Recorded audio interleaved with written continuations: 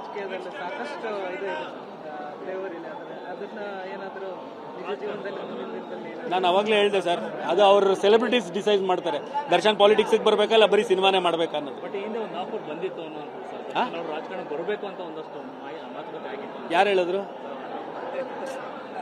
Question ನೀವೇ ಕೇಳ್ತೀರಾ, answer ನೀವೇ ಹುಡುಕ್ತೀರಾ. ಒಂದಷ್ಟು ಕೇಳೇ ಕೇಳ್ತೀರಿ. ಈಗ ನಟರು ಅಂತಂದ್ರೆ ರಾಜಕಾರಣ ಬರಲಿ ಅಂತ ತುಂಬಾ ಜನಕ್ಕೆ ಇಷ್ಟ ಇದೆ ಇರುತ್ತೆ. ನಾಯಕರು ತುಂಬಾ ಜನ ದರ್ಶನ್ ಹತ್ರ ಯಾರು ಅದು ಎಕ್ಸ್ಪ್ರೆಸ್ ಮಾಡಿಲ್ಲ ಸರ್. ಸರ್ ನೀವು ಪಾಲಿಟಿಕ್ಸ್ ಬನ್ನಿ ಅಂತ ಯಾರು ಎಕ್ಸ್ಪ್ರೆಸ್ ಮಾಡಿಲ್ಲ ಸರ್.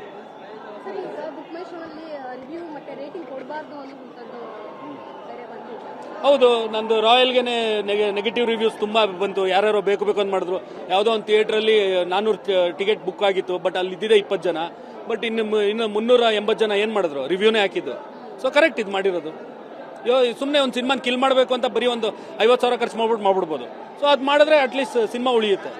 ಗಾಂಧಿನಗರಲ್ಲಿ ಈ ಥರದ್ದೊಂದು ಕಲ್ಚರ್ ಇದೆ ಅಂತ ಅನ್ಸುತ್ತೆ ಸರ್. ಅಂದ್ರೆ ಕೆಲವು ನಾನೇ ಅನುಭವಿಸಿದ್ದೀನಲ್ಲ ಸರ್ ರಾಯಲ್ಗೆ, ನಾನೇ ಲೈವ್ ಎಕ್ಸಾಂಪಲ್ಲು. ಉದ್ದೇಶಪೂರ್ವಕವಾಗಿ ಸಿನಿಮಾ ಮಾಡ್ಬೋದು. ಬೇರೆ ಕನ್ನಡ ಇಂಡಸ್ಟ್ರಿಯಲ್ಲಿ ಒಗ್ಗಟ್ಟಿನ ಕೊರತೆ ಇದೆ ಅಂತ ನೀವು ಕೂಡ ಒಪ್ಕೋತೀರಿ ಸರ್?